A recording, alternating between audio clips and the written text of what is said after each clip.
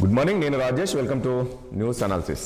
ఇక ఈరోజు ప్రధాన పేపర్లు వచ్చిన అంశాలన్నీ కూడా చూసాం కదా. ముఖ్యంగా నిన్న ముఖ్యమంత్రి కలెక్టర్లతో సమావేశం నిర్వహించారు. ఆయన ఆ సమావేశంలో కలెక్టర్ల పైన అసంతృప్తి వ్యక్తం చేశారు.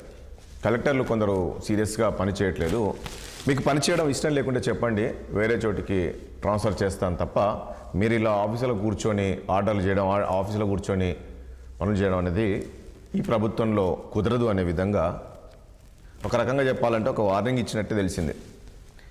ఈ రోజు నుంచైనా సరే ఖచ్చితంగా క్షేత్రస్థాయిలో గ్రౌండ్లో కలెక్టర్లు వెళ్ళాలి అనేది చెప్పారు. ఎందుకంటే 26వ తేదీ రోజు, ఈ నెల 26వ తేదీ రోజు ఎంతో ప్రతిష్టాత్మకమైన డే ఆ రోజు. కాబట్టి ఆ రోజు ప్రభుత్వ పథకాలు అమలు చేయబోతున్నాం. దాదాపు 4 పథకాలు అమలు చేయబోతున్నాం. ఏంటి అంటే, ఒకటి రైతు భరోసా, ఇందిరమ్మ ఆత్మీయ భరోసా, మరొకటి రేషన్ కార్డుల పంపిణీ, ఇందిరమ్మ ఇల్లు. ఇలాంటి పథకాలు 26 రోజు ప్రారంభించబోతున్నారు. కాబట్టి దీనిపైన క్షేత్రస్థాయిలో మీరు ప్రజల్లోకి వెళ్ళాలి అని చెప్పేసి చెప్పారు. 24 గ్రామ సభలు నిర్వహించండి అనే విధంగా నేను ముఖ్యమంత్రి కలెక్టర్లకు ఆదేశాలు జారీ చేశారు. కొందరు కావాలనే చేయట్లేదని. నిజంగా ప్రభుత్వానికి కలెక్టర్లు సహకరించట్లేదా? కొందరు కావాలనే చేస్తున్నారా? ఎందుకంటే ఈ స్థాయిలో ప్రభుత్వం పథకాలు తీసుకున్నప్పుడు ఇప్పుడు ప్రజల్లోకి తీసుకువెళ్లాల్సిన అవసరం కూడా అధికారుల పైన ఉంటుంది.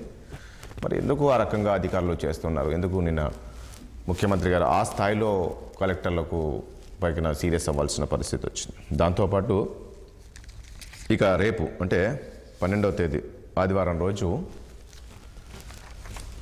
KTR, BRS party working president KTR BRS party ఆధ్వర్యంలో రేపు నల్గొండ జిల్లాలోని ఒక దీక్ష చేయబోతున్నారు. రైతు దీక్ష అనేది. ఎందుకు ఈ రైతు దీక్ష అంటే, ఏదైతే రైతులకు ఇచ్చిన హామీ ఏదైతే ఉందో, రైతు భరోసా కాంగ్రెస్ సర్కార్ 15,000 ఇస్తామని చెప్పారో, ఈ 15,000 ఇవ్వకుండా మోసం చేశారు. కేవలం 12,000కు పరిమితం చేశారు. కాబట్టి వెంటనే ఈ రైతు భరోసా అనేది 15,000 రైతులకు ఇవ్వాలని చెప్పేసి రేపు ఆయన దీక్ష చేయబోతున్నారు. పెద్ద ఎత్తున రైతులంతా కూడా తరలి రావాలి నల్గొండకు అనేది కూడా బీఆర్ఎస్ పార్టీ పిలుపునిచ్చింది. గత కొద్ది రోజులుగా మనం చూస్తున్నాం కేటీఆర్ సీఎం ఏ స్థాయిలో విమర్శలు చేస్తున్నారో. సో మరి ఎందుకు కేటీఆర్ ఆ స్థాయిలో ముఖ్యమంత్రిని విమర్శలు చేస్తుంటే ఎందుకు అరెస్ట్ చేయట్లేదు అని చెప్పేసి నిన్న కేంద్ర హోంశాఖ సహాయ మంత్రి బండి సంజయ్ చెప్తున్నారు. అసలు ఒక ముఖ్యమంత్రిని పట్టుకొని ఏ రకంగా ఆయన మాట్లాడుతున్నాడు కేటీఆర్? మరి ఎందుకు కేటీఆర్ పైన చర్యలు తీసుకోవట్లేదు కాంగ్రెస్ పార్టీ? సో ఇది బట్టి చూస్తే అర్థమవుతున్నాయి, బీఆర్ఎస్ అదేవిధంగా కాంగ్రెస్ రెండు ఒకటే, కుమ్మక్కు అయ్యారు, కుమ్మక్కు రాజకీయాలు చేస్తున్నారని చెప్పేసి నిన్న కేంద్ర హోంశాఖ సహాయ మంత్రి కామెంట్ చేశారు. సో ఇలాంటి అంశాలన్నీ కూడా మనం చర్చిద్దాం. చర్చలో పాల్గొంటున్నారు బీఆర్ఎస్ పార్టీ సీనియర్ నాయకులు, మాజీ ఎమ్మెల్యే వల్లమల్ల యాదవ్ గారు మనకు లైవ్లో ఉన్నారు. అదేవిధంగా కాంగ్రెస్ సీనియర్ నాయకులు కిరణ్ కుమార్ గారు ఉన్నారు. అదేవిధంగా కిరణ్ యాదవ్ గారు ఉన్నారు. దాంతోపాటు ఇటు బీజేపీ సీనియర్ నాయకులు ఆచార్య గారు ఉన్నారు. మరి కాసేపట్లో టీశాట్ సీఈఓ బోయిదినపల్లి వేణుగోపాల్ రెడ్డి కూడా జాయిన్ అయిపోతున్నారు. ముందుగా కిరణ్ గారు, ఒక్కసారి మీ దగ్గరకు వద్దాం. ఈ కలెక్టర్ల సమావేశానికి సంబంధించి ఒక్కసారి మీతో మాట్లాడి మళ్ళీ వేరే దానికి, ఎందుకు నిన్న ఆ స్థాయిలో ముఖ్యమంత్రి కలెక్టర్ల పైన అసహనం వ్యక్తం చేశారు అంటే ఏంది? నిజంగా అధికారులు కావాలనే ఈ ప్రభుత్వాన్ని ఒక బదనాం చేద్దామనే ఆలోచనలో ఉన్నారా? ఎందుకు వాళ్ళు ఆ రకంగా ఎందుకు ప్రభుత్వాన్ని సహకరించలేకపోయారు? నిన్న ఎందుకు ముఖ్యమంత్రి ఆ స్థాయిలో సీరియస్ అయ్యారు? ఒక విషయం ఏంటంటే, నిన్న జరిగిన కలెక్టర్ల సమావేశంలో గత సంవత్సర కాలంలో 13 నెలల కాలంలో జరిగిన ప్రభుత్వ పథకాలు ఏవి కూడా అంటే ఆశించిన స్థాయిలో ప్రజల్లోకి తీసుకెళ్లలేదు, దానికి పబ్లిసిటీ రాలేదు. ప్రజలకు పథకాలు ఇచ్చినా కూడా అవి వాటి నుంచి గవర్నమెంట్ చేసింది అన్నది ఎవరు బయటికి చెప్పకపోవడం, లేకపోతే దాని గురించి మరింత అవగాహన ప్రజలకు లేకపోవడం అనేది జరిగింది. సో దాంతో ఈ బాధ్యత అంతా కలెక్టర్ల పైన ఉంటుంది. కాబట్టి కలెక్టర్లు వాటి గురించి సరైన అవగాహన కల్పించుంటే ఈ రోజు కొంచెం ప్రభుత్వానికి పెద్ద పేరు వచ్చేది కాదనే దాని మీద కలెక్టర్లకు కాస్త స్మూత్ గా చెప్పడం జరిగింది. ఎందుకంటే కలెక్టర్ల ఆఫీస్ లో కూర్చొని ఉండడం వల్ల ఏదో పథకాలు వస్తున్నాయి, ఎవరో అప్లై చేసుకుంటారు వాళ్ళకి ఇస్తుంది కాకుండా అవగాహన కూడా కల్పించడం ముఖ్యమైనది. ప్రభుత్వ పథకాలు ఏం వస్తున్నాయి, ఎంతమందికి వస్తున్నది, ఎవరెవరు లబ్ధిదారులు ఉన్నారు, ఎవరు లబ్ధి పొందిరు, ఎవరు అనర్హులు. సో ఇలాంటి విషయాలు అన్నిటి మీద కూలంకషంగా అవగాహన ఉంటే ప్రజలకు కూడా గవర్నమెంట్ ఇక్కడ మనకి పథకాలు ఇస్తుంది, దీనికి వీళ్ళు అప్లై చేసుకున్నారు, మనం దీనికి అర్హులం, దీనికి కాదు, మనం దీనికి చేసుకోవచ్చు అనే దాని మీద ఒక ఐడియా వస్తుంది అనే దాని మీద ముఖ్యమంత్రి గారు మాట్లాడడం జరిగింది. అలాంటి జరగలేదు గత అది కిరణ్ గారు సంవత్సరం. ఒక పాయింట్ ఇక్కడ అదే అనుకోవచ్చా మీరు అంటున్నట్లు ఈరోజు ప్రభుత్వ పథకాలు ప్రజల్లోకి తీసుకువెళ్ళడంలో విఫలమవుతున్నారని అనుకోవాలా, లేక మీరు ప్రకటించిన పథకాలు ప్రజల్లో అమలు కావట్లేదు కాబట్టి ఈరోజు అధికారులు ప్రజల వద్దకు వెళ్తే అక్కడ అధికారులు నిలదీస్తున్నారు అనుకోవచ్చా? ఖచ్చితంగా ప్రభుత్వ పథకం స్టార్ట్ చేసిందే అమలు చేయడానికి, మళ్ళీ అమలు కావట్లేదు ఎందుకు? ఇలా ముఖ్యమంత్రి గారు చెప్పింది అమలు చేయడానికే కదా చెప్పింది, అమలు చేయడానికే చెప్పారు. మీకేమైనా సమస్యలు కూడా చెప్పమని నేను అడిగినారు. సో కానీ వీళ్ళు ప్రభుత్వానికి పథకాలు వాళ్ళు అప్లై చేసుకుంటారు, వస్తున్నాయి పోతున్నాయి తప్ప సార్ దాని గురించి ఎటువంటి చర్చ లేకుండా అయిపోయినది. ప్రభుత్వం ఏమి ఇస్తున్న దాని మీద చర్చ లేకుండా అయిపోయింది. సో దానికోసమే ప్రభుత్వ అధికారులందరూ గ్రౌండ్ లో ఉండి పనిచేస్తే జనాలకు ఏమొస్తుంది, ఎంతమందికి వచ్చింది, ఎంతమందికి రాలేదు. ఇప్పుడు మొన్న జరిగిన రుణమాఫీ విషయం కానీ వేరే అన్ని కొన్ని పథకాల విషయంలో కానీ కొంతమందికి పాయింట్ అది కాదు. పాయింట్ అది మీరు ఏదైతే రైతులకు ఇచ్చిన హామీలు ఏవైతే ఉన్నాయో సో ఇవి మీరు సరిగ్గా అమలు చేయలేదు. ఈరోజు రైతులు ఏ స్థాయి, రైతులనే కాదు ప్రజలు చాలా వరకు ఎన్నికల ముందు కాంగ్రెస్ పార్టీ ఇచ్చిన మేనిఫెస్టో కావచ్చు, ఇచ్చిన హామీలు చూసి వాళ్ళు ఓట్లు వేశారు. ఈరోజు గెలిచిన తర్వాత ఈ హామీలు అమలు చేయట్లేదు కాబట్టి ఈరోజు ముఖ్యమంత్రి గారు ఏం చెప్తున్నారు, మీరు గ్రౌండ్లో వెళ్ళండి, గ్రౌండ్స్లో వెళ్ళండి, రియాలిటీ అక్కడికి వెళ్ళినప్పుడు ఆటోమేటిక్గా రైతులు కావచ్చు ప్రజలు కావచ్చు నిలదీస్తుంటారు కదా, మీరు ఏంది అసలు ఏంది వచ్చిండ్రు అసలు ఏంటి ఆ రోజు ఇచ్చిన అమలు ఏం చెప్పారు కాంగ్రెస్ ఆ రోజు, మాకు అవే అమలు చేస్తామని ఇది అమలు చేస్తామన్నారు, ఏం చేయలేదు. సో ఈ తాకిడి తట్టుకోలేక ఇట్లా అధికారులు వెళ్లకుండా ఉంటున్నారా? యాక్చువల్ గా అధికారులు దానికి సంబంధం లేదు. ఇలా గవర్నమెంట్ రైతు రుణమాఫీ తీసుకున్నది, ఇలా 21,000-22,000 కోట్ల రూపాయలు చేసినాము. ఇంకా కూడా చాలా మందికి కాని సందర్భాలు ఉన్నాయి. సో అలాంటి మీరు అధికారులు గ్రౌండ్ లోకి వెళ్తేనే కదా, ప్రజల మధ్యలోకి వెళ్తే కదా వాళ్ళు మాకు రాలేదు లేకపోతే మాకు వచ్చింది సమస్య ఉందని చెప్తే దాన్ని ప్రభుత్వానికి నివేదిస్తే ప్రభుత్వం ఏదైనా ఇంకేదైనా చేస్తుంది కదా. అది తెలియకుండా ప్రభుత్వం ఇప్పుడు ప్రజలు ఎవరికి అప్లై చేసుకోవాలి, అప్లై చేస్తే అది ఎటుపోతుంది ఏమవుతుందో అది తెలియకనే జవాబుదారీతనం ఉంటే ఇంత రాదు కదా. ప్రజలకు తొందరగా పరిష్కారం అయిపోతాయి సమస్యలన్నీ. దానికోసం ప్రజల్లోకి వెళ్ళమంటున్నాం. ఇప్పుడు ప్రభుత్వాన్ని బదనాం చేసినట్టు అయిపోతుంది. అంటే నాకు ఒక సమస్య ఉన్నప్పుడు అది దాన్ని సాల్వ్ చేయడానికి ఎవరి దగ్గర పోవాలో అర్థం కాని పరిస్థితిలో ప్రజలు ఉన్నారు. సో అధికారులు వెంటనే స్పందిస్తే, నిర్లక్ష్యం లేక స్పందిస్తే అది ఈజీ అయిపోతుంది, ప్రజలకు ఈజీ అయితే ప్రభుత్వానికి చెడ్డ పేరు రాకుండా ఉంటుంది. దాని మీదే నేను స్పందించడం జరిగింది. రాబోయే పథకాలు కూడా ప్రతిష్టాత్మకమైనది. అంటే రేపు రైతు భరోసా కానీ లేకపోతే రేషన్ కార్డులు కానీ ఇంకా ఏమైనా ఉంటే ఇవన్నీ కూడా చాలా ఇంపార్టెంట్ కాబట్టి ఇవి కూడా గతంలో మాదిరిగా కాకుండా మీరు దగ్గరుండి పర్యవేక్షిస్తూ సమస్యలుంటే వెంటనే పరిష్కరించే విధంగా ప్రభుత్వానికి కూడా నివేదిస్తూ ఉంటే ప్రభుత్వ అధికారులు కూడా దానికి పై ఆఫీసర్లు కూడా వెంటనే స్పందిస్తారు. దాన్ని దృష్టిలో పెట్టుకుని పనిచేయండి తప్ప ఆఫీసులో కూర్చొని కాగితాలు మాత్రం పంపించి ఆర్డర్లు చేయొద్దు అనేది ముఖ్యమంత్రి గారి సందేశం. ఆచార్య గారు మీరు ఏం చెప్తారు? నిన్నటి కలెక్టర్ సమావేశంలో నిజంగా ప్రజల్లోకి అధికారులు వెళ్ళట్లేదు అనుకోవాలా? ఇక ముఖ్యంగా నేను చెప్పినట్టు 26 నుంచి ప్రతిష్టాత్మకమైన పథకాలు అమలు చేయబోతున్నామని చెప్పేసి కూడా నిన్న ముఖ్యమంత్రి గారు చెప్పారు. జిల్లా కలెక్టర్ల సమావేశంలో ముఖ్యమంత్రి ప్రభుత్వ అసహనాన్ని వెళ్ళబుచ్చాడు. ప్రభుత్వ అసహనం అంటే పరిపాలన యొక్క అసహనాన్ని వెళ్ళబుచ్చిండు. ఎందుకంటే ఈ ప్రభుత్వము నడుస్తున్నట్టు లేదు, ఆగినట్టు లేదు. ప్రజలకు అవసరమయ్యే విషయాల పట్ల అధికారులకు అనుమతి ఇచ్చేటువంటి అధికారం కూడా లేదు. ప్రజలకు ఒక రేషన్ కార్డు కావాలి, ఏ అధికారి కూడా ఇవాళటి వరకు వాళ్ళకు ఆర్డర్స్ లేవు. ప్రజలకు ఇవాళ వాళ్ళు ప్రచారం చేయాలంటే సంవత్సరం దాటింది. గత సంవత్సరంలో 4 ఏళ్ళు 3 ఏళ్ళు 5 ఏళ్ళు వాళ్ళకు రేషన్ కార్డు రాలే, ఇప్పుడు సంవత్సరం దాటింది. ఇవాళ రేషన్ కార్డుల కొరకు ప్రజలు తిరుగుతుంటే అధికారులు ముఖం చాటేసుకొని తిరుగుతురు. ఇప్పుడు ఫస్ట్ ప్రభుత్వం రాగానే అప్లికేషన్లు తీసుకున్నారు, ఆన్లైన్ లో అప్లోడ్ చేసుకున్నారు, అది గాలికి వదిలేసి అది వ్యవస్థలో అది అట్లే ఉన్నది. ఇప్పటి వరకు కూడా సరైనటువంటి వాళ్లకు అధికారాలే లేవు. అధికారులకు ఇవ్వాలంటే రేషన్ కార్డు ప్రభుత్వం ఒక ఆర్డర్ ఇస్తే అవన్నీ కూడా ఒక డేట్ లో ఇవ్వాలి. ఇప్పుడు ఎలిజిబిలిటీ ఉన్న వాళ్ళకు రేషన్ కార్డులు ఒకప్పుడు ఎంఆర్ఓలే ఇచ్చేది, ఐడెంటిఫై చేసేది, ఊర్లో రిపోర్ట్ తీసుకునేది, కార్డు ఇచ్చేది. ఇలా ముఖ్యమంత్రి ఇవ్వాలి రేషన్ కార్డు. దీనికి ఏం అవసరం?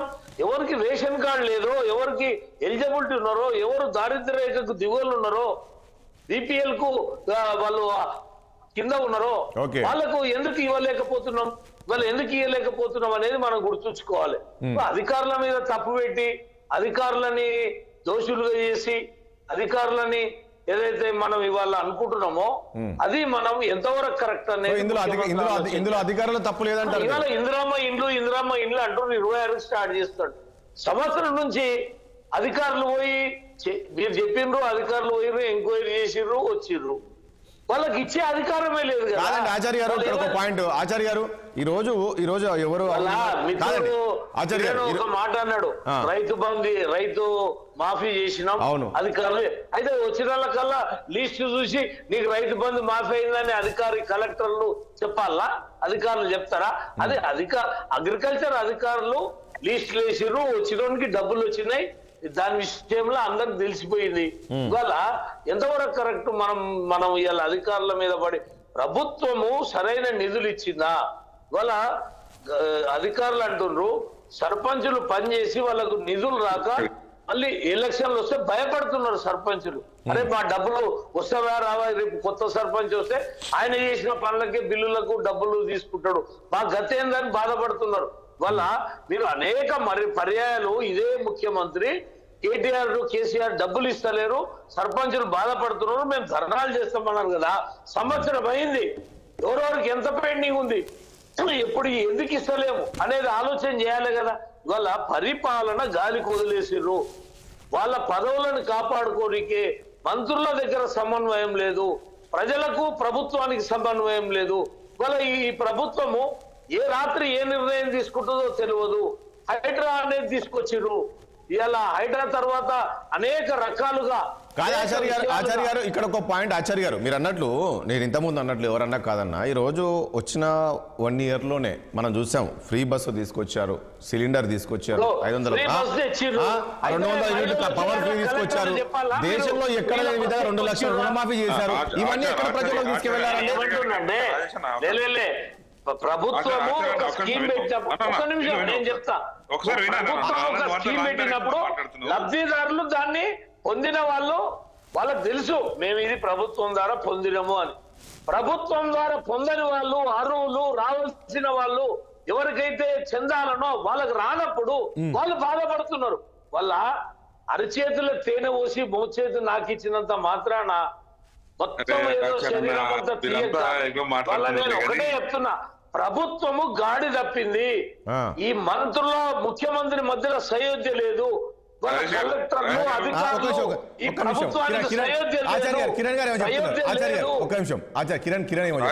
నేనేమంటున్నా అంటే ప్రభుత్వం పథకాలు వచ్చిన వాళ్ళకి వస్తున్నాయి, కానీ రానోళ్ళు ఎక్కడ పోయి సమస్యలు చెప్తే పరిష్కారం కావట్లేవు, తొందరగా పరిష్కారం కావట్లేవు.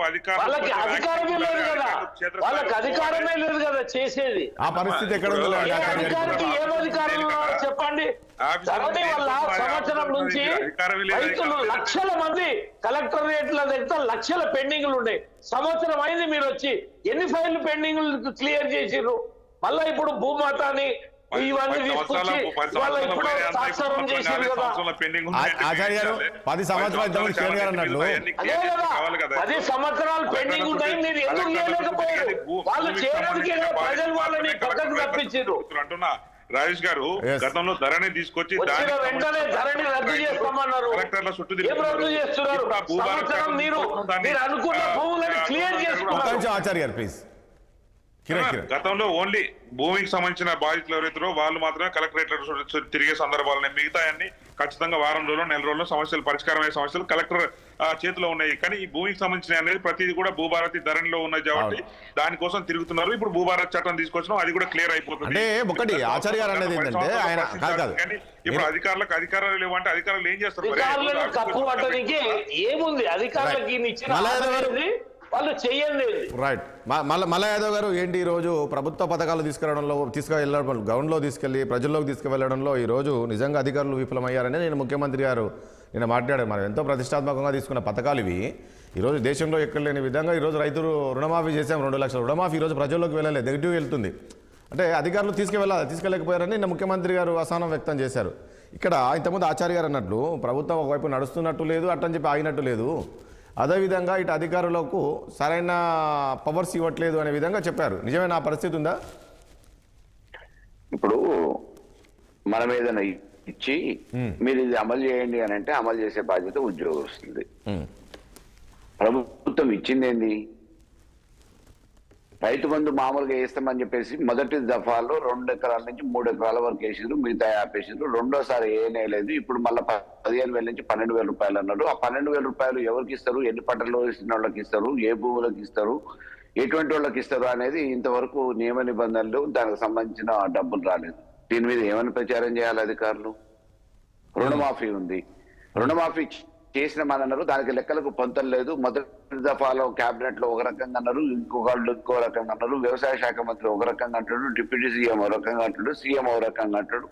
దానికి సంబంధించిన అధికారులు ఇంతవరకు ఉత్తర్వులు వచ్చిన దాని ప్రకారం ప్రభుత్వం ఏదైతే విడుదల చేసిన దాని ప్రకారం వాళ్ళు మామూలుగా లబ్ధిదారులు ఎవరుతున్నారో వాళ్ళు చేయగలిగినంత వరకు బ్యాంకర్లు చేసిండ్రు. ఇంకా రానివి అట్లనే ఉన్నాయి. రైతులు బ్యాంకుల మధ్య తిరుగుతున్నారు. వచ్చినప్పుడు మేము చేస్తాం, మేమేం చేయాలి, మాకు నిధులు ఎంతైతే మంజూరైనంత వరకు లబ్ధిదారులకి గ్రామాల వారికి ఇచ్చినాం, ఇది లిస్ట్ అని చెప్పి చెప్తా ఉన్నారు. వాళ్ళు ఇంకేం చేయాలా? కాబట్టి ఈ రోజు మామూలుగా ప్రభుత్వం ఏదైనా పథకాలు ఇచ్చి ఆ పథకాలు అమలు చేయమనమనంటే అధికారులు పైనుంచి ఆదేశాలు ఇచ్చి కింది స్థాయి ఉద్యోగస్తుల వరకు అమలు చేపించే బాధ్యత. కానీ గ్రామాలకు పోయి ప్రజల దగ్గర మేము ఇట్లా చేసినామని చెప్పేసి చెప్పుకోవడానికి వాళ్ళు ప్రభుత్వ ఉద్యోగస్తులు కానీ ప్రభుత్వ ప్రతినిధులు కాదు.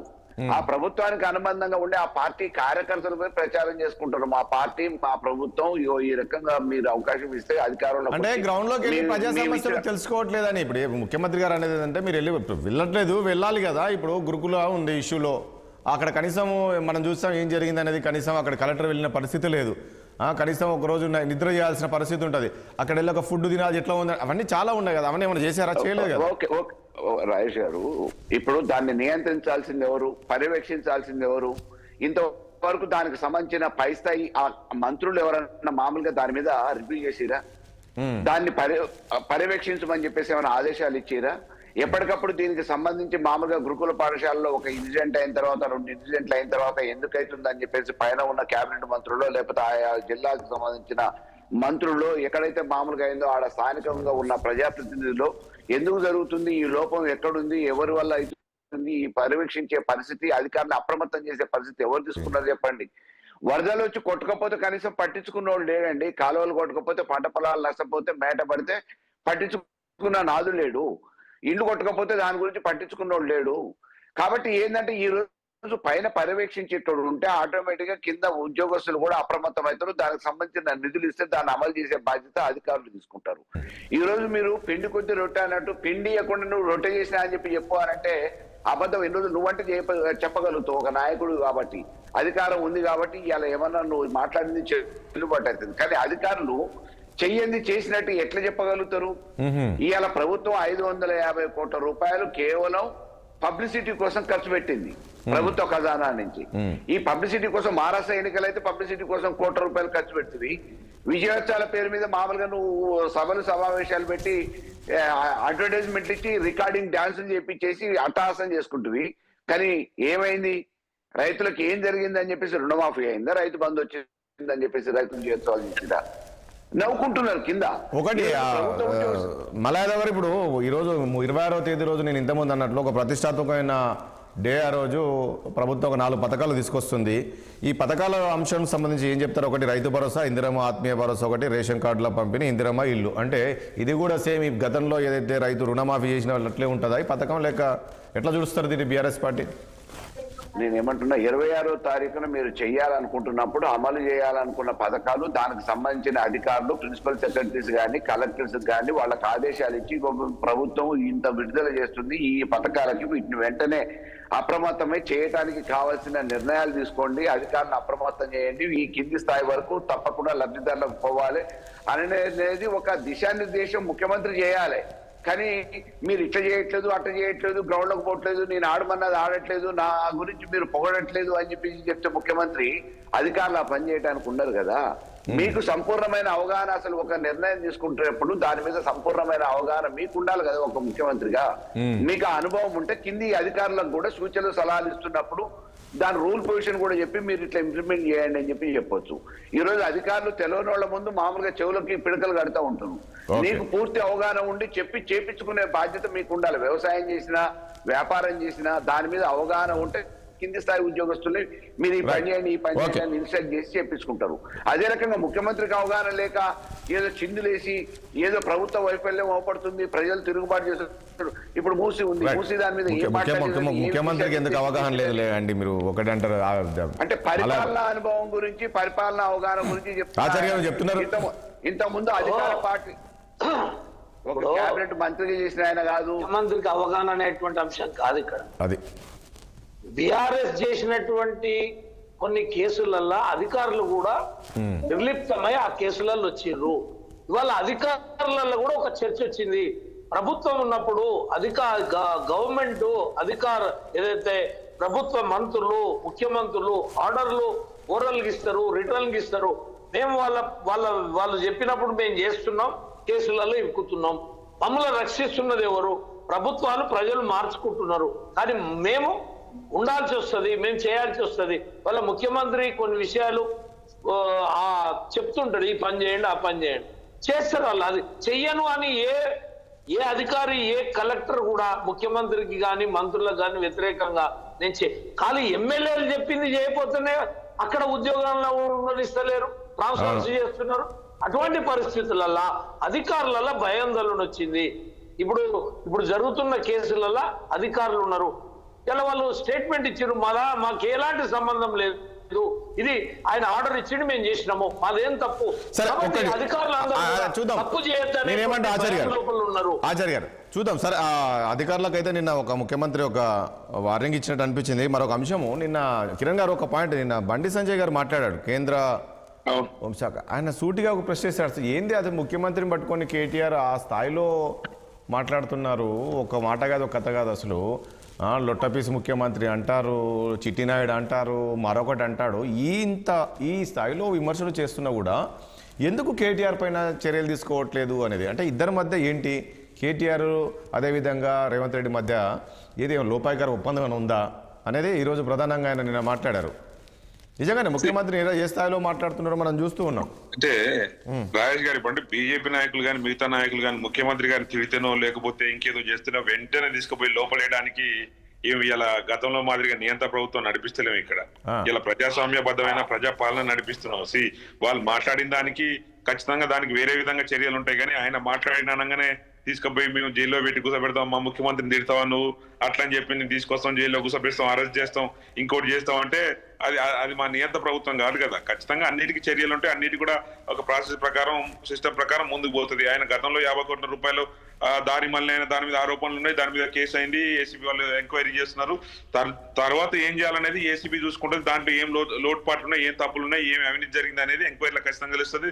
అప్పుడు అరెస్ట్ చేస్తారా చేయరా అనేది ఖచ్చితంగా ఉంటది, ఏదో ఒకటి ఉంటది. కానీ గతంలో మాదిరిగా కాదు కిరణ్ గారు, నేను ఈ మధ్యలో చూస్తున్నాను కొన్ని ఏమన్నా పోస్టులు పెడితేనే కేసులు నమోదు చేస్తున్నారు, చూస్తున్నాం కొన్ని అంశంలో. మరి ఎందుకు కేటీఆర్ పైన ఈ స్థాయిలో తిట్టినా ఎందుకు చేయట్లేదు? మరి ఇప్పుడు మామూలుగా అయితే ఇప్పుడు ఒక ముఖ్యమంత్రి ఎవరు కాదన్నా అవునన్నా ఈరోజు ఆయన ప్రజలు ఎన్నుకున్నారు, ఈరోజు ఆ సీటుని గౌరవించాలి యాక్చువల్గా.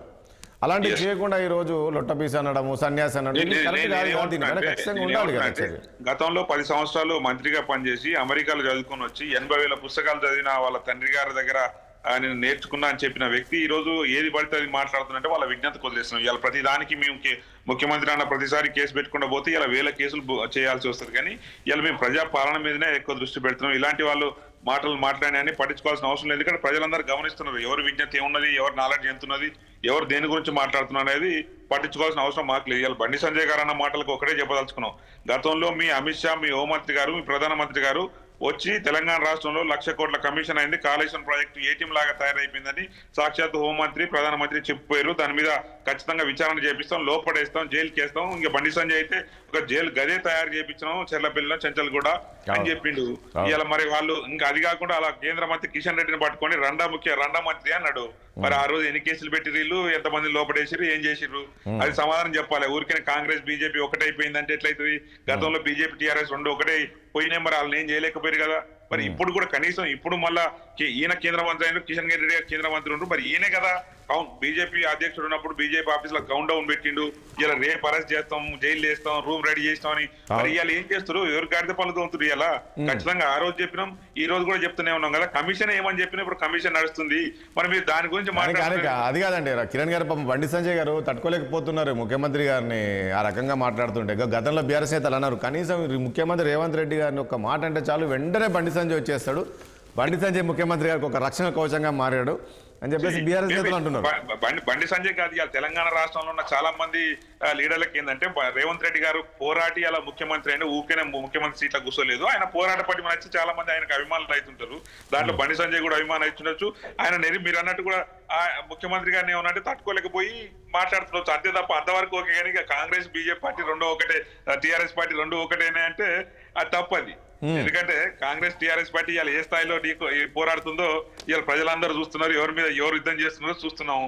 ఇవాళ మరి బండి సంజయ్ గారు అభిమానం ఉంటే తప్పులేదు, కానీ కాంగ్రెస్ బీఆర్ఎస్ రెండు ఒకటి ఏంటంటే గతంలో 10 సంవత్సరాల పాటు బీజేపీ పార్టీకి వెన్నుదన్నులాలు ఇచ్చిన టీఆర్ఎస్ పార్టీ కూడా ఇద్దరు కలిసే ప్రయాణం చేశారు కదా. మరి ఇప్పటికి ఏమైంది వీళ్ళకు? మరి ఆ రోజు 1,00,000 కోట్ల స్కామ్ జరిగింది అన్నప్పుడు బండి సంజయ్ గారు, ప్రధానమంత్రి గారు, హోంమంత్రి గారు ఒక్క కనీసం చర్యలు కూడా లేవు కదా వాళ్ళ మీద.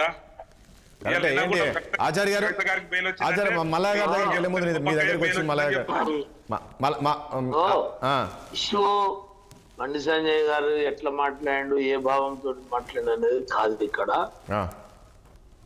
భారతదేశంలో ఏ ముఖ్యమంత్రిని గాని ఏ ప్రధానమంత్రిని గాని మాట్లాడనటువంటి భాష తెలంగాణలో ముఖ్యమంత్రి ఉన్నప్పుడు గాని ముఖ్యమంత్రి కొడుకు గాని ఈ దేశంలో నెంబర్ 1 మాట్లాడినటువంటి వ్యక్తులు వీళ్ళిద్దరే.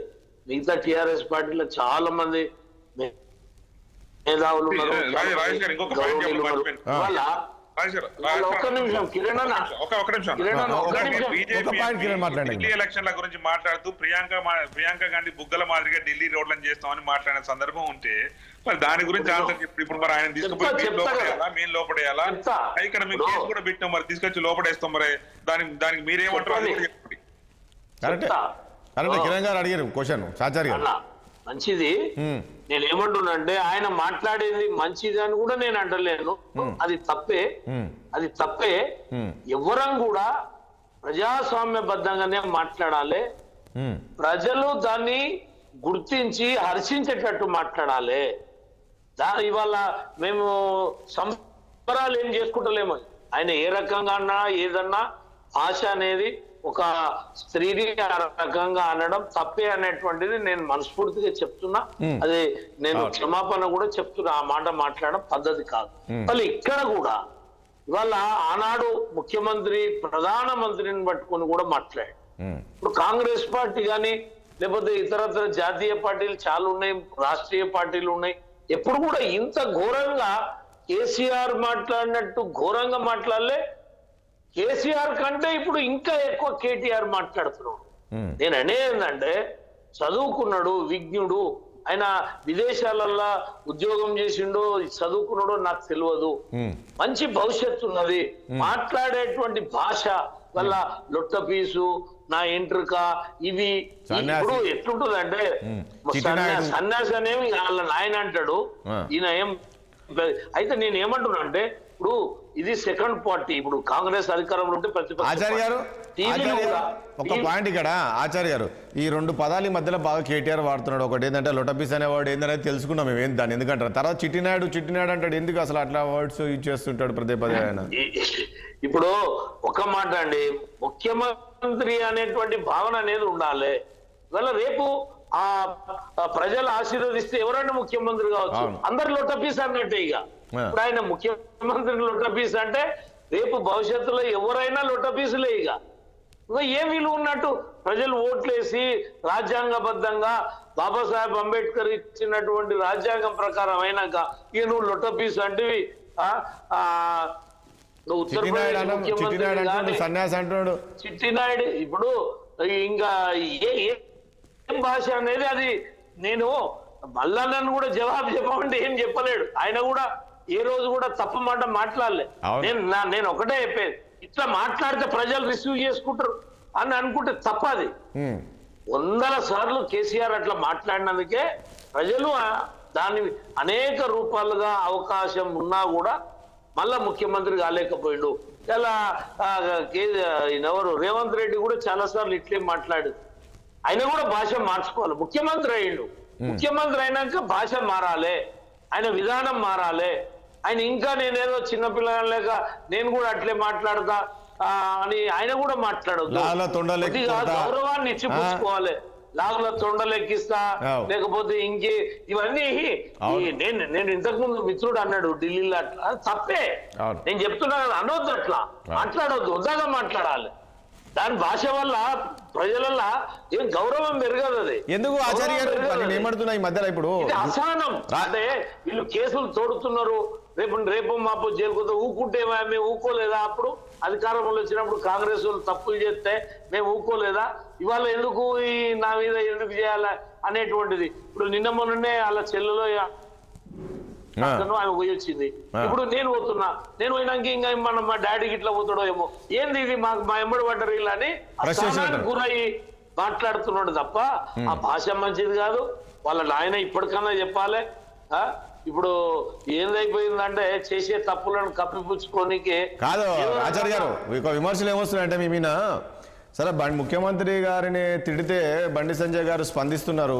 అది కాదు ఇక్కడ ఇక్కడ పాయింట్ ఏంటంటే పాయింట్ ఇక్కడ ఏంటంటే కాదు అది కాదు.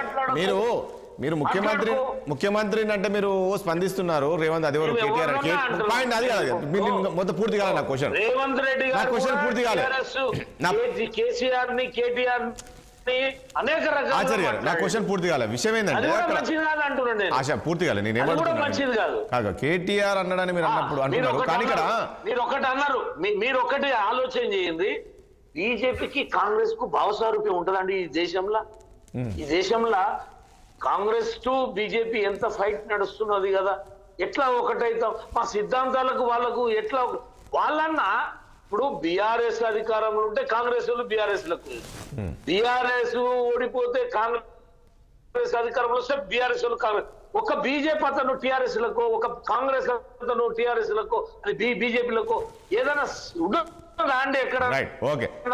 మేము ఎందుకు దాని మీద మేము అంటున్నాం ముఖ్యమంత్రిని పదజాలంతో తిట్టొద్దు అంటున్నాం. ఆచార్య గారు బీఆర్ఎస్ నేతలు అనేది ఏంటంటే ఈ రోజు ముఖ్యమంత్రి అంటే కూడా స్పందిస్తలేడు అనేది ఆయన అన్నాడు. అంటే ఏంటంటే ఈయనకైనా ఒక్కళ్ళతో పుచ్చుకోవాల్సినటువంటి అవసరం ఏం లేదు. మళ్ళా ఏం చెప్తారు? ఈ రోజు ఈ స్థాయిలో మాట్లాడుతున్నా కనీసం చర్యలు తీసుకోవట్లేదు అనేది ఈ రోజు కేంద్ర మంత్రి కామెంట్స్. ఇవాళ సంజయ్ గారికి రేవంత్ రెడ్డి గారి మీద అంత ప్రేమ ఎందుకు వచ్చిందో తెలియదు, కానీ సంజయ్ గారు కూడా మరి అంతకుముందు ముఖ్యమంత్రి గారిని అన్న సందర్భాలు ఉన్నాయి. రేవంత్ రెడ్డి గారు కూడా ముఖ్యమంత్రి గారిని అప్పుడు ప్రతిపక్ష నాయకుడిగా ఇంతకంటే ఘోరంగా మాట్లాడిన సందర్భాలు ఉన్నాయి. మరి భాష ఇట్లా ఉండొద్దు అనే నిర్ణయం, అభిప్రాయం అప్పుడెందుకు రాలేదు, ఇప్పుడెందుకు వస్తుంది, ఇప్పుడెందుకు బాధ కలుగుతుంది రేవంత్ రెడ్డి గారు అంటే? రేవంత్ రెడ్డి గారు సంజయ్ గారు ఇద్దరు కూడా కేసీఆర్ గారు అన్నోళ్లే కదా. అప్పుడు ముఖ్యమంత్రికి ఉన్నప్పుడు ఇష్టాన్ని రాజ్యాంగం మాట్లాడేది కదా, ఇష్టారీతిలో మాట్లాడేది కదా. మరి ఈ రోజు భాష గురించి బాధ మామూలుగా ఆయనకు లేని బాధ ఈయనకు ఎందుకు వస్తుందో తెలియదు. కాకపోతే మేము అనేక సందర్భాలలో కేటీఆర్ గారు కూడా చెప్పడం జరిగింది, మీరు వయసుని పరిగణలోకి తీసుకోకుండా వయసులో పెద్ద ఆయనైనా అనుభవంలో పెద్ద ఆయనైనా పట్టుకొని మీరు ఇష్టారాజ్యంగా మాట్లాడుతున్నప్పుడు కేసీఆర్ గారిని మీరు అట్లా మాట్లాడితే మేము మీ గురించి ఇట్లా మాట్లాడతాం, తప్పదు, మీరు మార్చుకోండి, మేము మార్చుకుంటామని చెప్పిండు. మా పార్టీ అధినేత ఒక గౌరవం ఉండాలి. తెలంగాణ ఈ రోజు వచ్చింది, ఆ రాష్ట్రం ఏర్పడ్డదంటే దానికి ఒక కీలక పాత్ర. కాదండి మల్లయ్య గారు, ఒక పాయింట్ ఇక్కడ మాట్లాడతాను. మల్లయ్య గారు మీ ఇంతకుముందు ఆచార్య గారు అన్నట్లు కావచ్చు, కిరణ్ గారు, ఒక కేటీఆర్ చదువుకున్న వ్యక్తి, విదేశాల్లో చదువుకున్నారు అని కొంచెం గౌరవంగా మాట్లాడితే బాగు కదా. ఈరోజు ఒక ముఖ్యమంత్రిని పట్టుకొని ఈ స్థాయిలో సరే ఏదో ఆయన సరే ప్రజల కోసం మాట్లాడారా, అదేదో సెకండ్ సరే మీరు అంటారు అనొచ్చు, ఏంది మేము అంత పథకాలు అమలు చేయట్లేదు కాబట్టి అంటున్నాను అనేది అంటున్నారు. కానీ ఏదైనప్పుడు కూడా ఒక హెల్తీగా ఉండాలి విమర్శలు ఏదైనా కూడా.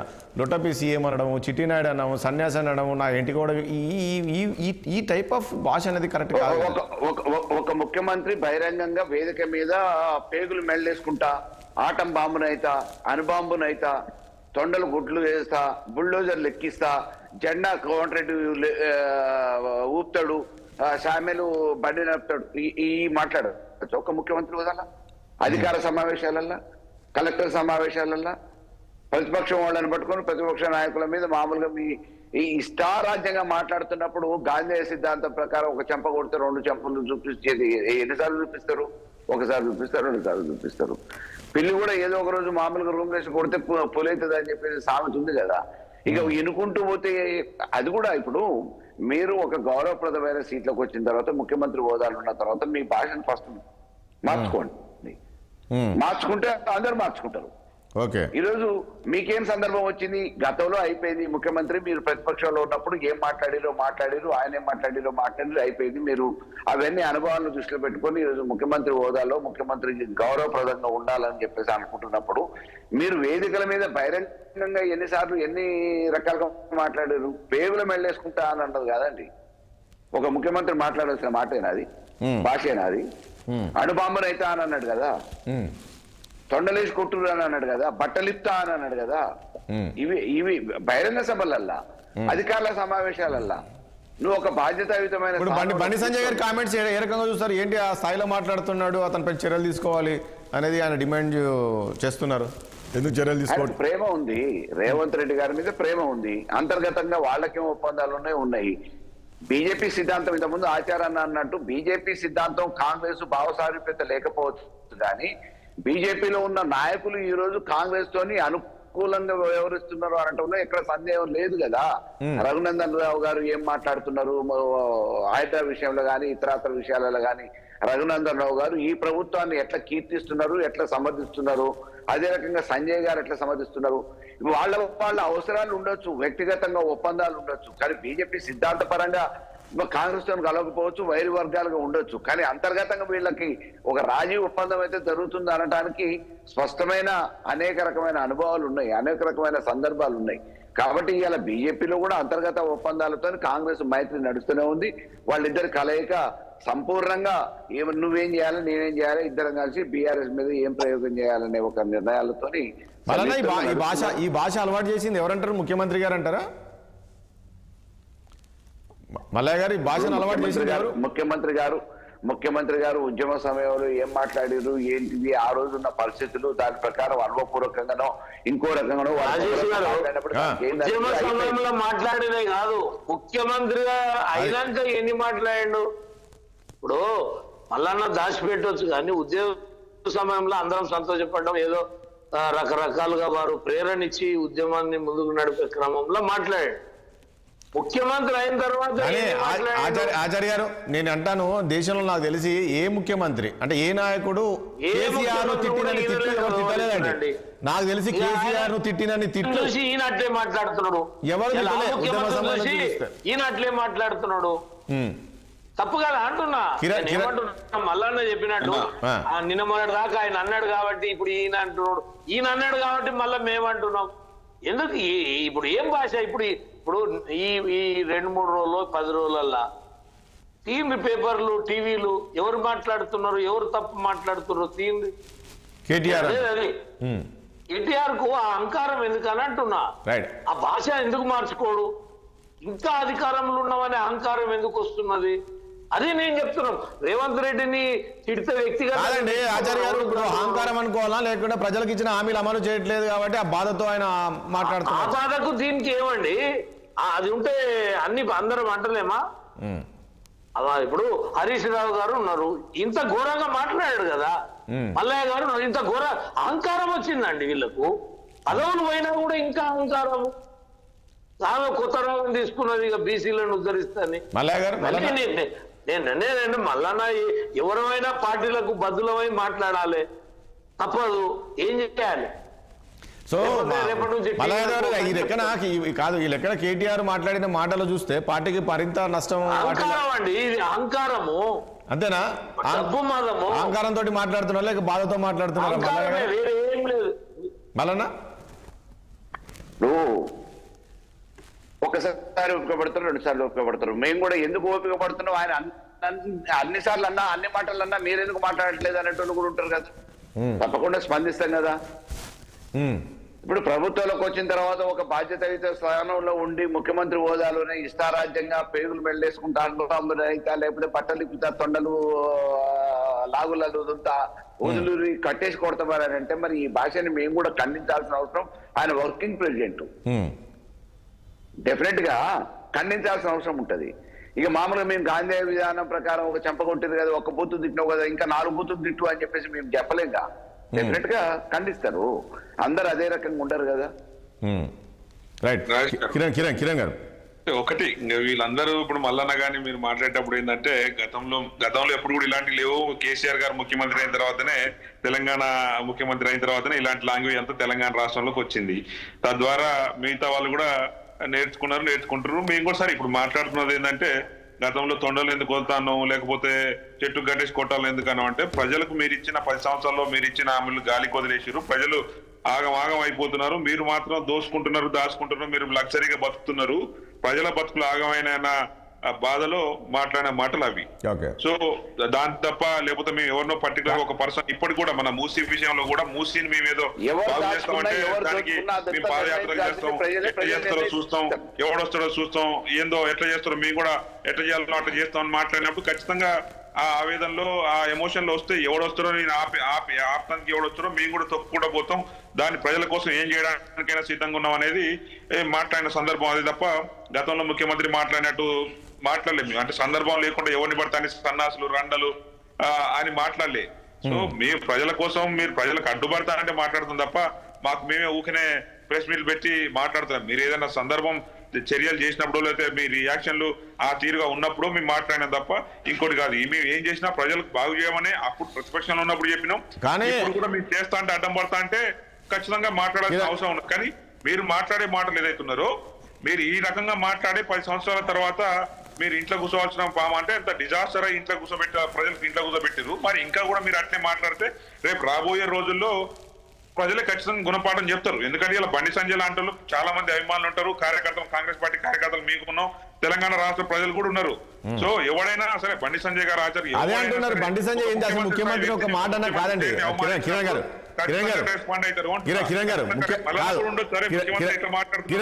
ఒక పాయింట్ ఇక్కడ ఒక పాయింట్ ఇక్కడ అసలు ముఖ్యమంత్రిని ఒక మాట అననివ్వట్లేదు బండి సంజయ్కి. ఎందుకు అంత ప్రేమ ఇద్దరి మధ్యలో, ఏంటి ఆ ప్రేమ అనేది?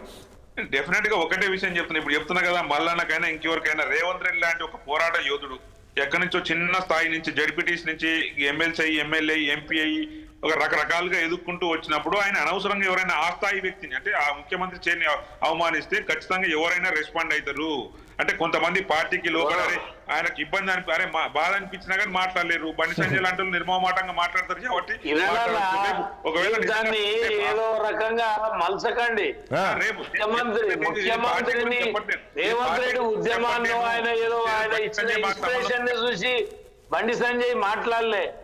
ఒక ముఖ్యమంత్రిని ఈ రకంగా మాట్లాడిన మీరేదో దానికి ముఖ్యమంత్రి స్థాయి కాదు, ముఖ్యమంత్రిని ముఖ్యమంత్రి పదవిని ముఖ్యమంత్రి పదవిని ఆ రకంగా మాట్లాడొద్దాం. కానీ మీరేదో రేవంత్ రెడ్డికి దెబ్బ కొట్టిండు బండి సంజయ్గా అని అట్లా మీరు రాజేష్ అన్న మీరు కూడా అదే దీన్ని వేరే రకంగా వక్రీకరించకండి. ప్రజాస్వామ్య విలువలు ఉన్న వ్యక్తి ఎవరైనా ఓన్లీ ఒకటే ముఖ్యమంత్రిని రెస్పాండ్ అవుతారు. దానికి పెద్ద తప్పు పడతలేము. మీ అనవసరం ఇప్పుడు భాషతోటి మాట్లాడుతుండడని బండి సంజయ్ రేవంత్ రెడ్డి అన్నాడని అంటలేడు. కాదండి ఆచార్య గారు, ఇప్పుడు ఆచార్య గారు బీఆర్ఎస్ ఏమంటుందంటే అసలు బండి సంజయ్కి ఏంటి అంత ప్రేమ? ముఖ్యమంత్రి ఒక మాట అంటే చాలు వెంటనే ఒక రక్షణ కోచంగా వలిసిపోతున్నాడు. అదేదో అదే నేను ఏమంటున్నా, అదే ప్రభుత్వ పథకాలు అమలు చేయట్లేదు. పదవి మీద ఉన్న ముఖ్యమంత్రిని అనొద్దు, అట్లా మాట్లాడొద్దు అన్నాం. కానీ రేవంత్ రెడ్డిని వ్యక్తిగతంగా మాట్లాడితే మేము దానికి మేము ముఖ్యమంత్రి పదవులు ఉన్నటువంటి వ్యక్తి రేవంత్ రెడ్డి కావచ్చు ఎవరైనా. నేనేమంటున్నానంటే ఒకటి ఇప్పుడు సంజయ్ గారు ఆచార్య గారు వారు మాట్లాడిన తీరాది దాన్ని వక్రీకరించి బండి సంజయ్ గారు ఆచార్య రెడ్డికి మద్దతుగా మాట్లాడారు. అది కాదు మీరు అంటే నేనేమంటే రాష్ట్రానికి ఇప్పటి వరకు కనీసం రాష్ట్రంలో పథకాలు అమలు చేయట్లేదు. వీళ్ళు చాలా వరకు ఇచ్చారు, దాని మీద క్వశ్చన్ చేయకుండా అదే విధంగా కేంద్రం నుంచి రావాల్సిన నిధులు ఉంది, దాన్ని మీరు తీసుకొచ్చే ప్రయత్నం చేయకుండా ఈ రోజు ఏదో ముఖ్యమంత్రి అన్నారని చెప్పేసి అంటున్నారు. ఏందనేది ఈ రోజు బీఆర్ఎస్ అంటుందండి. నేను రాజేష్ గారు నిధులు రోజు ఢిల్లీకి పోయి రోజు మూట కట్టుకొని రారండి. దానికి ప్రణాళికలు ఉంటాయి, పథకాలు ఉంటాయి. ముఖ్యమంత్రి పోతున్నాడు, అడుగుతున్నాడు, వస్తున్నాడు, వాళ్ళు కూడా ఎప్పుడు ఇవ్వాలి ఏంది ఇవ్వాలి ఇస్తారండి. పోయినప్పుడల్లా ఈయన సంచులు ఇచ్చి పంపరండి. దానికి విధి విధానం ఉంటుంది. ఇలా ముఖ్యమంత్రి జిల్లాలకు పోయి వస్తున్నాడు, డబ్బులు ఇచ్చేస్తున్నా అండి, ఏడుకోతే ఆడపోయి ఇచ్చేస్తున్నా. 10 ఏళ్ల నుంచి అసలు ఏం తీసుకొచ్చారు? 10 ఏళ్ల నుంచి ముఖ్యమంత్రిని కలుస్తున్నారు, ఎమ్మెల్యేలకు మూటలు కట్టి ఇస్తున్నాడు ఆ ముఖ్యమంత్రి. అట్లుంటారా? 10 ఏళ్ల నుంచి అట్లుంటారా? కాదాచార్య ఉంటారా? ఏం మాట్లాడుతున్నాం మనం? ఏం మాట్లాడుతున్నాం? 10 ఏళ్ల నుంచి మీరు రాష్ట్రానికి రావాల్సిన నిధులు ఏం తీసుకొచ్చారంటున్నారండి? ఉంటారా అట్లా? 10 ఏళ్ల నుంచి మీరు ఏం తీసుకొచ్చారు కనీసం ఆ విషయం మాట్లాడకుండా? ఇప్పుడు చెర్లపల్లి రైల్వే స్టేషన్ కూడా వీళ్ళే కట్టుకోరు, వీళ్ళంతా వీళ్ళే, వాళ్ళు ముగ్గుసిర్రు, వీళ్ళు ఓపెన్ చేసిర్రు. ఎట్లా మాట్లాడతారండి? కేంద్ర ప్రభుత్వ విధి విధానాలు కేంద్రానికి ఉంటాయి, రాష్ట్ర ప్రభుత్వ విధి విధానాలు రాష్ట్రానికి ఉంటాయి. అర్థమైన ప్రతి అంశాన్ని కూడా కేంద్రాన్ని నెత్తులేసి కేంద్రం ఏం చేసింది, మీరు 8 మంది గెలిచిర్రు, ఏం తీసుకొచ్చిర్రు, ఎప్పుడు చేస్తారు, ఢిల్లీ పోయిండు, వచ్చిండు, రేవంత్ రెడ్డి పోయిండు, పైసలు ఏమన్నా ఇచ్చిర్రు, ఇదే గిట్లుంటుందా అండి పరిపాలన? ఖచ్చితంగా అడుగుతారు కదండి. ఇప్పుడు ఆశించి ఇప్పుడు 10 ఏళ్ళ కేసీఆర్ గతంలో ఎంతవరకు వచ్చినాయి మీకు ఐడియా ఉంటుంది. కేసీఆర్ ఎందుకు విమర్శలు చేయాల్సి వచ్చింది? అసలు రాష్ట్రానికి నిధులు ఇవ్వట్లేదు, బీజేపీ లేదా మోడీ చిన్న చూపు చూస్తున్నారు అని చెప్పేసి విమర్శలు చేశారు. అహంకారంతో మాట్లాడుతున్నాడు. ఇది ఒక్కటే, ఇక వేరే ఏం లేదు, నిధులు లేవు, స్కీములు లేవు, బల్బు ఆయనకు ఒకటే అహంకారం అంతే, వేరే ఏం లేదు. బీజేపీలో అహంకారం అంటారు కదా, మీ గతంలో కాళేశ్వరం వచ్చి చాలా దాని మీద అవినీతి జరిగింది మాట్లాడతావు. స్టేట్ గవర్నమెంట్ నీ రిపోర్టు పంపి ఇప్పుడు నువ్వు ఏసీబీ ద్వారా చేసిన దాని మీద గవర్నమెంట్ ఇప్పుడు చర్యలు తీసుకుంటుంది కదా. ఈడీ ఎంటర్ అయింది కదా, సమయం లేదు, మాట్లాడిద్దాం ప్లీజ్, సమయం లేదు. కిరణ్ రాజేష్ గారు, ఈడీకి వీళ్ళు ఉత్తరం రాసిరా, ఈడీ ఎంటర్ కాలేదా ఈ కార్ రేస్ లా? అవునవును, మాట్లాడు. అదే అంటున్నారు. మీకు పాయింట్ చెప్పేది ఆచార్య గారు. ఇప్పుడు నిన్న కేటీఆర్ అదే అన్నాడు, దాంట్లో ఏం జరిగిందో బయట పెట్టు, ఇప్పుడు పెట్టినాక దాని మీద చర్యలు ఉంటాయి. వీళ్ళు అదే అంటున్నారు. ఇక్కడ ఏసీబీ కేసు అనగా అక్కడ ఈడీ వచ్చేస్తుంది అంటే వీళ్ళు ఇద్దరని ఒకవైపు కేటీఆర్ ఈ రకంగా కామెంట్ చేస్తున్నారు. సార్, తప్పు చేసినప్పుడు అన్ని వస్తాయి. ఏమంటే వీళ్ళు 10 సంవత్సరాలు ఉన్నారు, మళ్ళా కూడా ఇంకోసారి కూడా అధికారంలో ఉన్నారు, వీరు ఏటీఎం లాగా మారుతారని మీరే చెప్పినప్పుడు కేంద్రం డైరెక్ట్ గా ఏం కేసులు చేయలేరు. కొట్లాడిను అవినీతి జరిగిందని ఇప్పుడు అంటున్నాము, మీరు ఏం చేసినట్టు మీరు ప్రోత్సహిస్తేనే కదా. మళ్ళీ అట్లే మాట్లాడుతూ రాజ్యాంగం తెలియదు, రాజ్యాంగం పరిస్థితి అప్పుడే వెనకేసుకొని వస్తారు, డైరెక్ట్ తీసుకొచ్చి కేసులు బుక్ చేస్తారా అండి? ఏం మాట్లాడతావు? డైరెక్ట్ కేసులు చేయనీకి రాదు కిరణ్. అంతలో మేము ఢిల్లీకి వచ్చి ఎఫ్ఐఆర్ చేయలేదు. చివరిగా మలయాదవ్ గారు, చివరిగా ఈ రోజు బండి సంజయ్ మాట్లాడాల్సింది రాష్ట్రం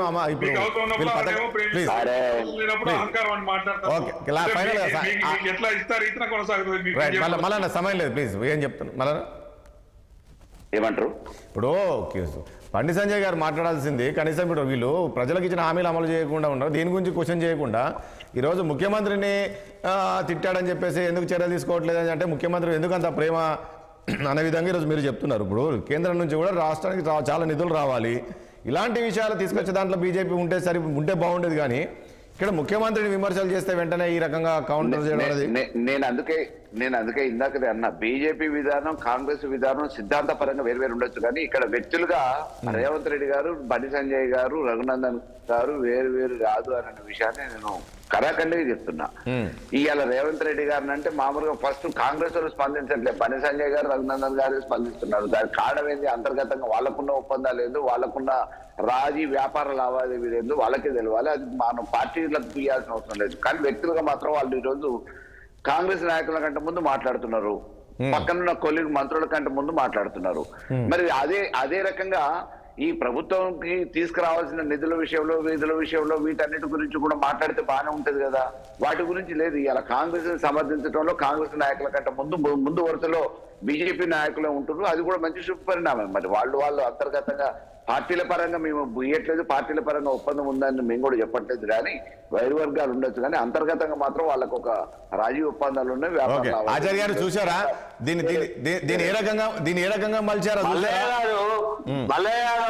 మీరు ప్రభుత్వం ఉన్నప్పుడు కాంగ్రెస్ వాళ్ళు కూడా గిదే మాట్లాడారు, మీరు ప్రభుత్వం ఉన్నప్పుడు కూడా బీఆర్ఎస్ బీజేపీ ఒకటని వాళ్ళు మాట్లాడారు. ఇప్పుడు వాళ్ళు ప్రభుత్వంలోకి వచ్చారు, ఇప్పుడు మీరు ఉట్టుకున్నారు, మీరు ఇదే మాట్లాడు. ఏం నిజం అనుకోవాలి ఇప్పుడు? చెప్పండి. మేము ముఖ్యమంత్రి మీద మేము మళ్ళా కూడా క్లారిటీ ఇస్తున్నాం. వ్యక్తిగతంగా ముఖ్యమంత్రిని అంటే మేము రెస్పాన్స్ ఇయ్యలే. ముఖ్యమంత్రిని లొట్టపీసు ముఖ్యమంత్రి అనడం తప్ప అని అంటున్నాం. ఇవాళ కరెక్ట్ అని కాంగ్రెస్ వాళ్ళు అనుకుంటే మేము కాంగ్రెస్ వాళ్ళు లొట్టపీసు ముఖ్యమంత్రి అని మేము లొట్టపీసు ముఖ్యమంత్రి అన్నాం, తప్పేలేదు. ఏం భాష మాట్లాడుతున్నారండి ఆచార్య గారు? సీటుకి గౌరవం ఇచ్చేది ఉంటే బండి సంజయ్ గారు కూడా ఆ రోజు మాట్లాడుతున్నప్పుడు ఆయన మీ ముఖ్యమంత్రి ఏ తీరుగా మాట్లాడిండో జవాబు ఆ తిరిగి ఇచ్చిండు. ఇవాళ కూడా ముఖ్యమంత్రి ఏ తీరుగా మాట్లాడిండో మీకు అదే భాషలో చెప్పిండు. ఇప్పుడు ఇవాళ ఆ స్థాయి లేదు. మీ ముఖ్యమంత్రి మాట్లాడిన భాష లేదు. ప్రకారం కేటీఆర్ గారు మాట్లాడుతున్నారు.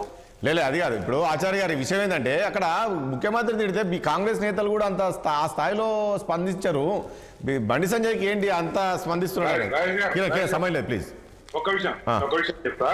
రాజేష్ గారు, మీరు కూడా పదే బండి సంజయ్ ముఖ్యమంత్రిని సంబంధించిన మాట్లాడడం కరెక్ట్ కాదు. ఎందుకంటే ఆయన ముఖ్యమంత్రి స్థాయిని అనొచ్చు, ముఖ్యమంత్రి చేతిని గౌరవిస్తూ మాట్లాడవచ్చు, కానీ దాన్ని మీరు తప్పుగా మాట్లాడి మీకెందుకు సమర్థిస్తారు అనేది ఇక దాని గురించి చర్చ అవసరం లేదు. ఎవరైనా ముఖ్యమంత్రి స్థాయి వ్యక్తిని అంటే ప్రజాస్వామ్య విలువలు ఉన్న వ్యక్తి ఎవరైనా స్పందిస్తారు. అదే బండి సంజయ్ గారు స్పందించారు, దాంట్లో తప్పు లేదు. ఇంకోటి లేదు, దాని గురించి ఇక మళ్ళీ చర్చ కూడా అంటే నేను కాదు, అక్కడ బీఆర్ఎస్ నేతలు అంటున్నారు. కిరణ్ గారి విషయం ఏంటంటే వాళ్ళకి ప్రజాస్వామ్య విలువలు లేవు కదా, వాళ్ళకి విలువలే లేవు. బీఆర్ఎస్ పార్టీ నాయకులకు విలువలు లేకుండా పనిచేసారు. అందుకనే దాన్ని ఎవరు స్పందించినా ఇంకేదో వాళ్ళు ఏమంటారు వేరే రకంగా తీసుకుపోతారు తప్ప వాళ్ళకి విలువలతో రాజకీయాలు చేసింటే కొంచెం గౌరవ మర్యాద. అదే ఇక్కడ చూడండి, మీరు ఒక పాయింట్ ఇక్కడ బండి సంజయ్ గారు మాట్లాడిందేమో ప్రభుత్వాన్ని ప్రశ్నించాడు సూటిగా. ఏంది మీరు అదేంది ముఖ్యమంత్రి పైన చర్యలు తీసుకుని ఎందుకు చర్యలు తీసుకుని ఇద్దరి మధ్య లోపాయికూర ఒప్పందం ఉందా అనేది ఆయన ప్రశ్నిస్తే ప్రభుత్వాన్ని బీఆర్ఎస్ ఎట్లా మలుచుకుందంటే ప్రేమ చూడు ఎలా ఉంది. రేవంత్ రెడ్డి పోయిన ముఖ్యమంత్రి బండి సంజయ్కి ఏ రకమైన ప్రేమ చూడండి, కనీసం ఆయన ఒక మాట అనేయట్లేదు అని వీళ్ళు ఈ రకంగా దాన్ని మలిచారు. అది అనేది ఇక్కడ రెండు విషయాలు. ఒకటేమో ఆయన ప్రజాస్వామ్యం గౌరవం ఉన్నది, మా ముఖ్యమంత్రి అంటున్నారు మాట్లాడి. ఇంకోటి కేటీఆర్ మీద కోపం ఉన్నది, ఆయన ఎందుకు లోపలేస్తారు అనేది కూడా రెండు ఉన్నాయి. ఎందుకంటే గతంలో వీళ్ళు చేసిన పనులు చాలా చండాలమైన పనులు, ఎందుకు లోపలేస్తారని కూడా అది కూడా బాగా చూద్దాంలే. మేము కూడా ఉత్తైనా తీసుకుపోయి లోపల కూర్చోబెట్టలేం కదా. దానికి సిస్టమ్ ఉంటుంది, ప్రాసెస్ ఉంటుంది. ఖచ్చితంగా కూర్చోబెట్టే రోజులు వస్తే కూర్చోబెడతారు లోపల. రైట్ అండి, థ్యాంక్ యూ అండి కిరణ్ గారు. చర్చలో పాల్గొన్న కిరణ్ గారికి, అదేవిధంగా ఆచార్య గారికి, మలయాదవ్ గారికి చర్చలో పాల్గొన్నందుకు మీ అందరికీ ధన్యవాదాలండి. చూసాం కదా, మొత్తానికి ముఖ్యమంత్రి గారు కలెక్టర్ల సమావేశంలో నేను ఇంతకుముందు అన్నట్లు చాలా అసహనం వ్యక్తం చేశారు. మీరు ఎందుకంటే అధికారులు గ్రౌండ్లోకి వెళ్ళట్లేదు, క్షేత్రస్థాయిలో వెళ్లాల్సి ఉంది, ప్రజలకు ప్రభుత్వ పథకాలను కూడా వివరించాల్సిన అవసరం ఉంది. కాబట్టి మీరు అందరూ కూడా ఖచ్చితంగా వెళ్ళాలి. లేని వాళ్ళు, పని చేయని వాళ్ళు ఆఫీసులో కూర్చొని ఆర్డర్లు ఇస్తే మాత్రం నడవది ఈ ప్రభుత్వంలో అంటున్నారు. పక్కగా వేరే దగ్గరికి పోస్టింగ్ ఇవ్వాల్సిన పరిస్థితి వస్తుందనే విధంగా కూడా చెప్పారు. దాంతోపాటుగా నేను బండి సంజయ్ కామెంట్స్ పైన ఈ రకంగా ముఖ్యమంత్రి పైన ఈ కామెంట్ చేస్తుంటే కేటీఆర్ కనీసం ప్రభుత్వం ఎందుకు స్పందించట్లేదు, ఎందుకు కేటీఆర్ పైన చర్యలు తీసుకోవట్లేదు, ఇద్దరి మధ్య ఏంటి లోపాయికార ఒప్పందం అనేది ఈరోజు కేంద్ర మంత్రి బండి సంజయ్ గారు స్పందించారు. మరి చూద్దాం, ఏదైతే ఖచ్చితంగా అంటే ప్రభుత్వం ఖచ్చితంగా చర్యలు తీసుకుంటుంది, సరైన సమయంలోనే అందరిపైన చర్యలు తీసుకుంటారు అనే విధంగా ఈరోజు కాంగ్రెస్ నేతలు చెప్తూ ఉన్నారు. చూద్దాం మరి ఏం జరగబోతుంది. మరి ఈ స్థాయిలో ముఖ్యమంత్రి పైన కేటీఆర్ కామెంట్ను మరి ఎందుకు ఈజీగా తీసుకుంది ప్రభుత్వం, దీని వెనుక అసలు కారణం ఏంటి అనేది కూడా రాబోయే రోజుల్లో చూడాల్సి ఉంటుంది. ఇది వాళ్ళ చర్చ. రేపు మరో విషయంతో మళ్ళీ కలుద్దాం. చూస్తున్నాడు 60 సామారెడ్డి ఆరప్రాణం.